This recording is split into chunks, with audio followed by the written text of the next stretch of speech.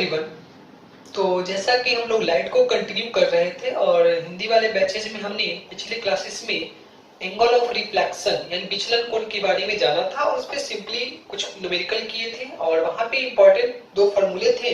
उसको ध्यान रखना था कि जब एक दर्पण से परावर्तन होती है तो वहां पे विचलन कोण का वैल्यू होता है पाई माइनस 2 थीटा और वही दो दर्पण होगी, दो मिरर होगी तो वहां पर क्या होती है विचलन कोण का value pi 2 pi minus 2 theta. अब सबसे पहले हम लोग थोड़ा सा रिकॉल कर लेते हैं पिछले दो क्लासेस में हम लोग क्या क्या पढ़ चुके हैं। तो हमने सबसे पहले पिछले क्लासेस में क्या क्या शुरुआत की थी प्रकाश से, फिर विद्युत चुंबकीय तरंग के बारे में जाने, उसके बाद फिर हमने जाना कि अब हमको दृश्य प्रकाश के बारे में पढ़ना है। उसको दो कैटेगरी में बांटा गया था, रे ऑप्टिक्स यानी किरण प्रकाश की और तरंग प्रकाश की। दोनों में थोड़ा सा डिफरेंस देखे। डिफरेंस देखने के जस्ट बाद हम कहाँ पे पहुंचे थे, तो हमने पहुंचे कि ठीक है सर अब हमें रे ऑप्टिक्स यानी किरण प्रकाश की पढ़नी, उसमें भी कौन कौन घटनाएं पढ़नी है, तो हमको परावर्तन और अपवर्तन के बारे में पढ़ने। इन दोनों में थोड़ा सा डिफरेंस जाने, कुछ इंपॉर्टेंट जो पॉइंट है उस पर ध्यान रखना है आपको। उसके जस्ट आगे हम जाने कि एक होती है नियमित सतह और एक होती है अनियमित सतह। एक चीज थोड़ा सा सुधार कर लीजिएगा। जैसे एक जगह हमने क्या किया था कि ये देखिएगा हिंदी वाले बैचेज में रेगुलर सरफेस, इसकी हिंदी है नियमित सतह और इसके बारे में आपको लिखाया गया था क्या, तो इसमें लिखाया गया था कि किसी भी नियमित सतह से तीव्रता जो होती है प्रकाश की अनियमित होती है। और सेकंड में नीचे केवल ये लिखना छूट गया था इरेगुलर सरफेस। ठीक है, तो यहाँ पर आप लोग इरेगुलर सरफेस, इसको हिंदी में बोलते हैं अनियमित सतह या खुरदुरी सतह। तो यहाँ पर आपको क्या ध्यान देना है, तो यहाँ पर आपको ध्यान देना था कि यहाँ पर पॉइंट आपको लिखा दिया गया था कि किसी भी अनियमित सतह से जब प्रकाश का परावर्तन होता है तो प्रकाश की तीव्रता पूरे क्षेत्र में एक समान होती है। इसके बाद हमने इस कॉन्सेप्ट को जाना, पुनः हम लोग जाने थे कि ठीक है प्रकाश के परावर्तन के समय जो प्रकाश की किरण होती है सतह पर कैसे कैसे आ सकती है। तो पहला था लंबवत, मतलब कि यह मेरी प्रकाश की मतलब रिफ्लेक्टिंग सरफेस या परावर्तक सतह है और यह आपतित किरण है, तो पहले दोनों के बीच 90 डिग्री का कोण है, तो वहां पर विचलन कोण का वैल्यू कितना निकल के आया था, तो 180 डिग्री आया था। उसके जस्ट आगे हमने क्या देखा था, तो उसके बाद देखा था कि किसी भी कह सकते हैं परावर्तक सतह के समानांतर प्रकाश की किरणें होती है तो उसमें कोई विचलन नहीं होता। और वहां पर आपने रिजल्ट क्या देखा था, तो वहां पर रिजल्ट देखा होगा कि विचलन कोण का वैल्यू 0 डिग्री आया। उसके जस्ट बाद हमने विचलन कोण निकालना सीखा, फिर कॉन्सेप्ट सीखे। अब हमको क्या करना है, इस क्लास में कंटिन्यू करना है कि ठीक है वहां पे हम लोग ये भी जान रहे थे, मतलब हमको इस क्लास में यह पढ़ना है कि यदि किसी दर्पण में परावर्तन हो रहा हो तो आपतित किरण को कुछ एंगल से यानी कुछ कोण से घुमा दिया जाए तो परावर्तित किरण पर क्या प्रभाव होती है, वह कितने एंगल से घूमेगी। और सेकंड केस हमें यह पढ़ना है कि यदि दर्पण को मूव कराया जाए, दर्पण को घुमाया जाता है कुछ एंगल से, तो परावर्तित किरण कितने एंगल से मूव कर जाएगी। ओके, और पुनः इस कॉन्सेप्ट को जानने के बाद हम न्यूमेरिकल की तरफ प्रोसीड करेंगे, कुछ अच्छे न्यूमेरिकल करेंगे। अच्छा, जो ये बच्चे बोर्ड वाले हैं तो घबराए नहीं, क्लास में वो सारे क्वेश्चंस आपके बोर्ड टाइप क्वेश्चन भी करा देंगे और यहाँ भी टाइम मिलेगी तो भी कराएंगे। हाँ, अभी हम लोग बस यही ध्यान रखने कि सारे कॉन्सेप्ट अच्छे कॉन्सेप्ट हो जाए, क्लियर हो जाए आपको, जिससे आप अच्छे न्यूमेरिकल लगा सको। हाँ, बोर्ड टाइप थ्योरी आपकी सारी करा दी जाएगी। जैसे ही हम लोग कॉन्सेप्चुअल पॉइंट खत्म कर लेते हैं, समतल दर्पण में जाएगी, तब आपको डिफिनेशंस भी लिखा दिया जाएगा या हो सकता है आपको पीडीएफ फॉर्म में दे दिया जाए। ओके, अब चलिए हेडिंग डालते हैं कि यदि फर्स्ट क्या है कि यदि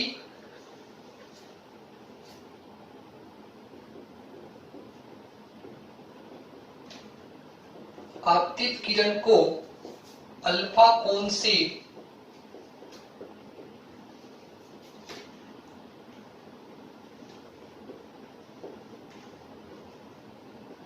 घुमा दिया जाए तो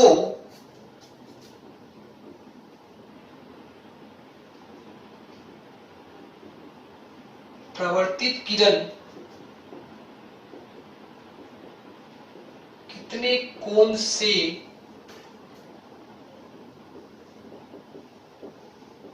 घूम जाएगी। ओके, अच्छा, यानी कि इसको फिगर के सारे समझेंगे कि यदि आपतित किरण यानी इंसिडेंट रे को अल्फा डिग्री के कोण से घुमा दिया जाता है तो परावर्तित किरण कितने डिग्री के कोण से घूम जाएगी। और इसके लिए क्या क्या कंडीशन है, तो सबसे पहला कंडीशन है कि दर्पण फिक्स हो, मतलब दर्पण नियत हो, और नॉर्मल या कह सकते हो हिंदी में इसे अभिलंब बोलते हैं, अभिलंब भी क्या हो, फिक्स। अभिलंब में कोई चेंजिंग नहीं हो रही है, दर्पण में कोई चेंजिंग नहीं हो रही है। इसको हम फिगर के सारे देख लेते हैं। जैसे देखिए,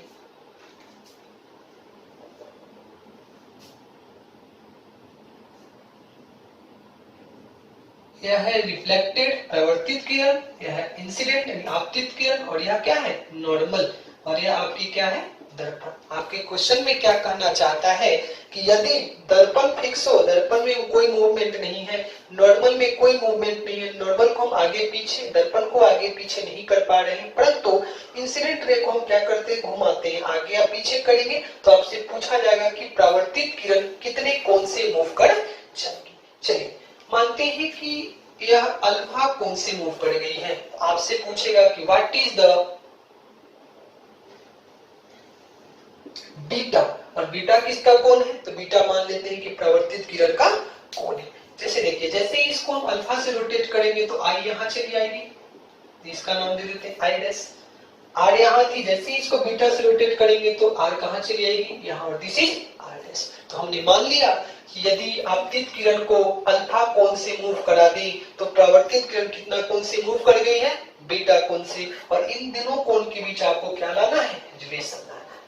चलिए अब देखते हैं कैसे कैसे करेंगे। पहले इस क्वेश्चन को हम सेपरेट आपको समझाते हैं कि क्या क्या कंडीशन हो रही होगी, फिर इसका रिजल्ट आएगा, उस रिजल्ट को हम लोग एक छोटे से बॉक्स में कर लेंगे, जो कि इंपॉर्टेंट है, उसे याद रखा जाएगा। देखिए यह एंगल थीटा मान लेते हैं, एंगल थीटा, क्योंकि आपतन कोण बराबर परावर्तन कोण। सेपरेट देखिए जरा, this is reflected ray, this is your incident ray, this is angle theta and this angle is also theta. Okay. अगली बार में क्या हुआ है, नेक्स्ट केसेस में क्या देखने को मिला कि नॉर्मल तो वही है, मिरर भी वही है, बट इस केस में इस बार इंसिडेंट रे को आपने मूव कराया और रिफ्लेक्टेड रे को भी आपने मूव कराया। This is R dash and this is your I dash, this is N, this is N, this is mirror, this is normal, normal वही है, मिरर भी वही है। अब देखिए जरा अब क्या क्या हो रहा होगा।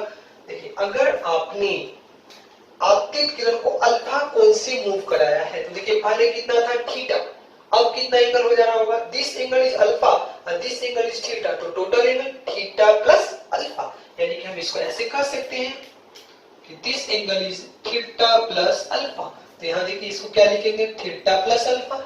अब यहाँ पे चलते हैं, देखिए जरा इन दोनों के बीच कितना एंगल है, थीटा, यहाँ पे कितना है बीटा। तो अगर हम पूछे कि इसके और इसके बीच टोटल एंगल कितना है, तो आप यहाँ पे भी देख सकते हो कि this angle is theta plus beta. तो क्या यहाँ पे लिख सकते हैं थीटा प्लस बीटा। अच्छा, आपको पता है कि किसी भी दर्पण के लिए, किसी भी मिरर के लिए जितना आपतन कोण होता है उतना ही परावर्तन कोण होता है। तो इस दोनों केसेस से हम ऐसा लिख सकते हैं कि थीटा प्लस अल्फा बराबर थीटा प्लस बीटा।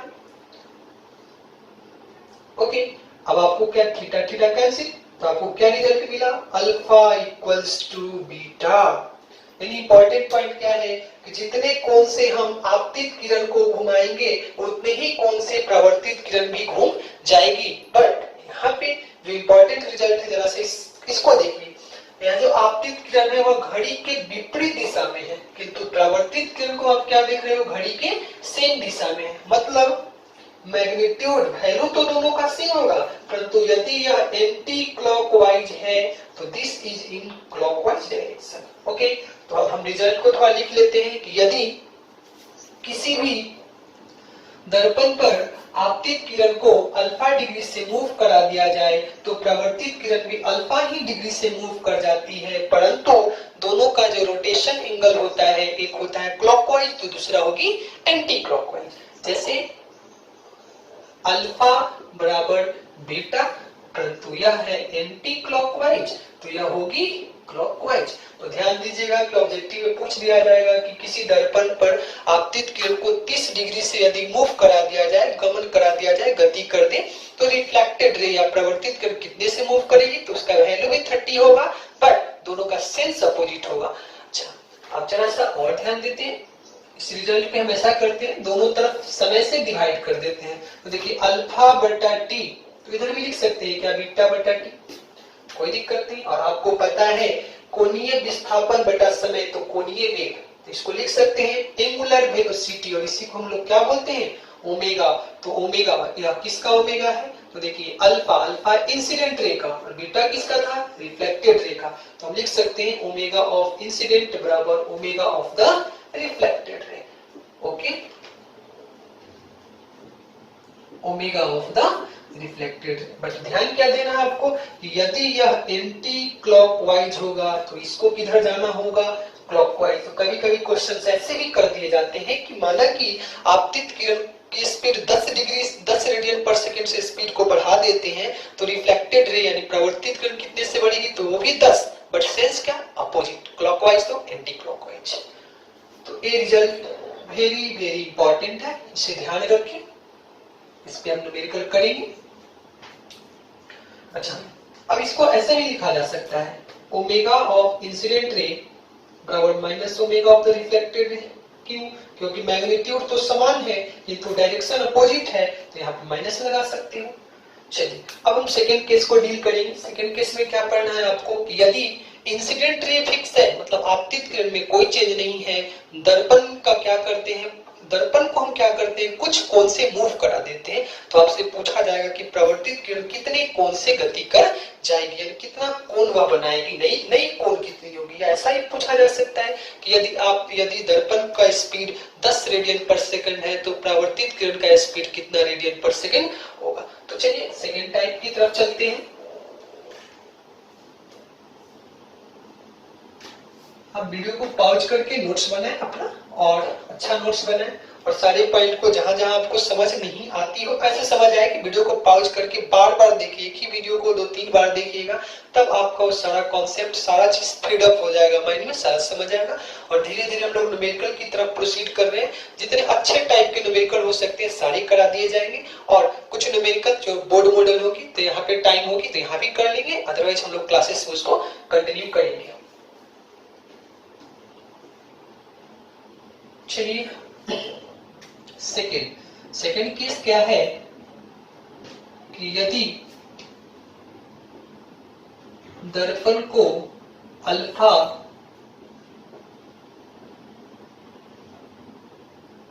कोण से घुमा दिया जाए तो, यानी दर्पण को अल्फा कोण से घुमा दिया जाए तो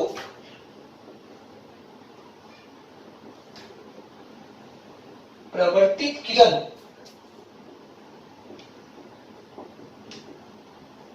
कितने कोण से घूम जाएगी, यानी कि दर्पण को यदि अल्फा कोण से घुमा दिया जाए तो प्रवर्तित किरण कितने कोण से घूम जाएगी। अब यहाँ पे क्या क्या फिक्स है, तो पहला आपतित किरण फिक्स है, आपतित किरण में कोई चेंज नहीं हो रही है। जरा से इसको फिगर के सहारे समझ लेते हैं कि फिगर में क्या है। This is our figure, this is दर्पण, प्रवर्तक सतह, यह अभिलंब, ठीक है, यह प्रवर्तक सतह, यह अभिलंब है। अब जरा सा देखिए कि केस क्या बन रहा था कि यह आपतित किरण है, यह क्या है, प्रवर्तित किरण है, incident ray, reflected ray and normal, और यह आपकी क्या है, मिरर। अब क्या केस बन रहा है, उसने बोला है कि आपतित किरण में कोई चेंज नहीं करना है, बट आपको चेंज किसको करना है, मिरर को मूव कराना है। तो देखिए मिरर पहले यहाँ थी, तो अब मिरर ऐसी हो जाएगी, तो यह मिरर की नई पोजीशन है, नई अवस्था है। तब आपसे पूछेगा कि यदि आपतित किरण को फिक्स रखते हैं, नहीं बदलते हैं, और हमारे दर्पण को अल्फा कोण से मूव करा दिया जाए, दर्पण को कितने कोण से मूव कराते हैं, तो दर्पण को अल्फा कोण से मूव करा देते हैं। तो जैसे ही दर्पण अल्फा से मूव करेगी, आपसे पूछा जाएगा कि बताइए प्रवर्तित किरण कितने कोण से मूव कर जाएगी। ओके, तो जरा सा इस क्वेश्चन को फिर से कर लेते हैं। दिस एंगल इज मानते हैं थीटा पे, अभी क्या है, थीटा, या तो वही की वही रहेगी, बट आपको पता है कि देखिए जरा, यह दर्पण है और यहाँ पे आप देख सकते हो कि यह अभिलंब है। अगर दर्पण को थीटा से मूव करेंगे तो अभिलंब भी कितने से मूव कर जाएगी, थीटा से। तो चूंकि दर्पण को अल्फा से मूव कराए हैं तो हमारी जो अभिलंब है वो भी कितने से मूव कर जाएगी, आपकी अल्फा से। जैसे आप देखो, यहाँ देख सकते हो, यह है दर्पण, यह है अभिलंब। अब जैसे ही दर्पण को टिल्ट करेंगे, टेढ़ा करेंगे, तो हमारी अभिलंब भी आगे की तरफ जाएगी, उतनी ही कोण से। अच्छा, अब जरा सा सोचिए कि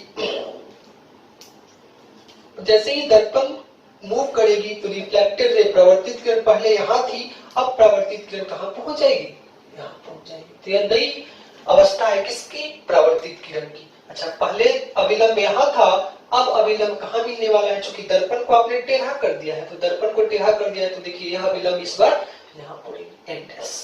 ओके, अब इस फिगर को हम सेपरेट बनाएंगे ताकि आपको कोई कंफ्यूजन ना हो।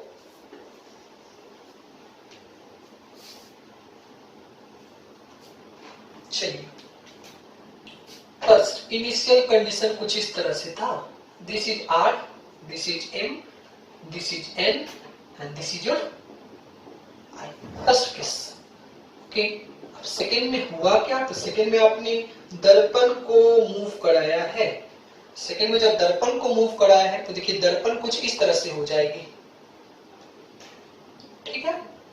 या प्रारंभिक अवस्था थी दर्पण की जिसे हम डॉट लाइन से कर देते हैं, यह था एम, और अब क्या हो गया एम डैश, कितना डिग्री से, अल्फा। पहले वाला नॉर्मल देखिए ऐसे था, सॉरी, पहले वाला नॉर्मल इधर था, किंतु दर्पण को जैसे ही मूव करा दिए हैं अब नॉर्मल इधर हो जाएगी। This is N dash. अब जरा सा देखिए, जितना से हम दर्पण को मूव कराएंगे नॉर्मल भी उतनी ही डिग्री से मूव कर जाएगी, तो यह कोण कितना हो जाएगा, alpha. This angle is alpha, this angle is alpha. अब हम थोड़ा इंसिडेंट रे को दिखाते हैं। पहले वाली आपतित किरण कौन है, तो देखिए पहले वाली आपतित किरण यह थी, अब परावर्तित किरण यह थी, आर और आई। परंतु जैसे ही दर्पण को मूव कराए हैं तो आई में तो कोई चेंज नहीं है, किंतु आर में चेंज है। आर कहाँ पहुंच गई है, आर डैश। अब हमने मान लिया कि यह कोण कितना है, बीटा, और आपको आंसर या रिलेशन किस किस में लाना है, अल्फा और बीटा। यहाँ अल्फा, अल्फा यहाँ पे बीटा। अब पहले वाली कंडीशन से चलते हैं, यह एंगल था थीटा, सही है। और देखिए आर और एन के बीच फिर से पहले वाला एंगल कितना था, थीटा। अब हम सारे एंगल को सेपरेट लिख देते हैं ताकि आपको कोई दिक्कत ना हो। किसके किसके बीच कौन सा एंगल है, तो देखिए I and N, N and R, इन दोनों के बीच कितना एंगल है, थीटा और थीटा, सही है। ओके, अब आप देख सकते हो एन एंड एन डैश के बीच कितना एंगल है, alpha. Okay, R and R dash के बीच कितना एंगल मान लिया गया है, बीटा। और m एंड m डैश के बीच कितना एंगल आपने मान लिया है, अल्फा। ओके, अब जरा सा लास्ट फिगर को हम कंटिन्यू करना चाहिए जिसपे हम प्रॉब्लम को प्रोसीड करेंगे, प्रॉब्लम को जिसमें हम समझेंगे। अब देखिए जरा,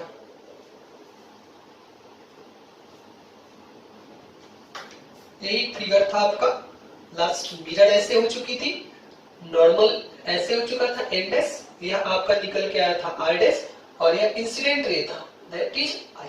और इस फिगर में आप देख सकते हो कि एन डैश और आई डैश के बीच का एंगल, जैसे उस फिगर को हम अगर वीडियो को पॉज करके आप देख भी सकते हैं, अदरवाइज यहाँ पे हम उस फिगर को बना देते हैं। यह था आर, यह था आई और यह था एन। अब चूंकि मिरर को ऐसे कर दिए हो तो this is M dash, this is N dash, this is N, यह एंगल था अल्फा, यह एंगल था थीटा। तो देखिए तो जब आपको किसके किसके बीच एंगल पता करना है, आई और एन डैश। तो देखिए आई यहाँ है और एन डैश यहाँ है, देखिए दिस एंगल इज थीटा और यह एंगल कितना है, अल्फा। तो total angle theta plus alpha. तो यहाँ पे कितना लिखेंगे हम, थीटा प्लस अल्फा। अब चलते हैं, हमको किसके किसके बीच एंगल पता करना है, एन डैश और आर डैश। देखिए दिस इज एन डैश, यह पहले वाला आर था, अब क्या है, यह बाद वाला आर है, आर डैश। अब देख सकते हो इस एंगल को हमने देखिएगा पिछले फिगर में कितना माना था, बीटा। यह एंगल है थीटा, ओके, यह भी एंगल कितना थी, थीटा। कैसे, क्योंकि यह देखिए आई और एन के बीच, आई और एन के बीच कितना है, थीटा। और देखिए एन और आर के बीच, तो एन और आर के बीच टोटल एंगल कितना है, theta.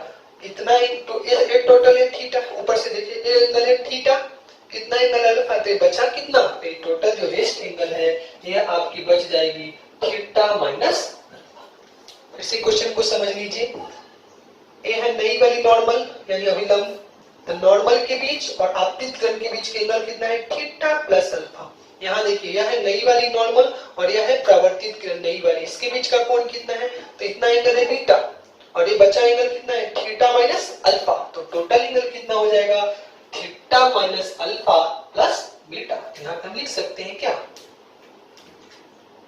Theta minus alpha plus beta, और यही आपकी क्या है दर्पण है। चलिए अब आप जानते हो कि किसी भी दर्पण के लिए जितना आपतन कोण होता है उतना ही परावर्तन कोण होता है, तो हम लिख सकते हैं थीटा प्लस अल्फा बराबर theta minus alpha plus beta. Theta theta cancel, तो यहाँ से आया 2 अल्फा बराबर बीटा। देखिए दिस इज रिजल्ट में देखिए जरा, यह किसकी कोण थी, तो यह कोण थी परावर्तित किरण, यह किसका कोण था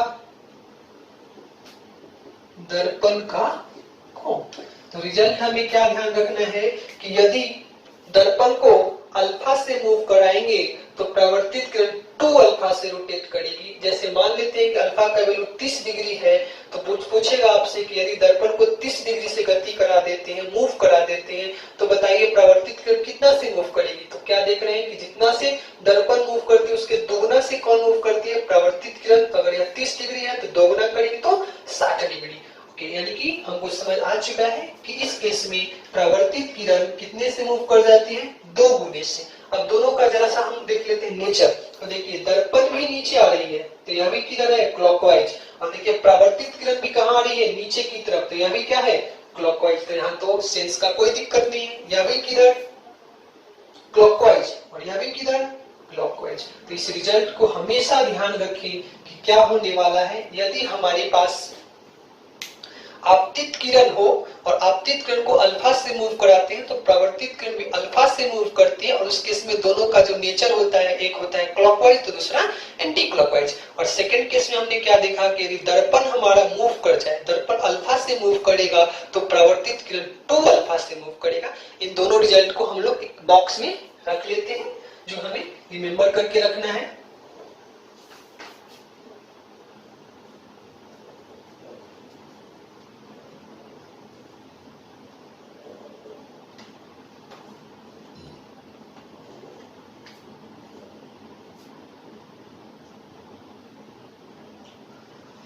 अल्फा, देखिए दोनों मिरर को हम अलग अलग कर लेते हैं।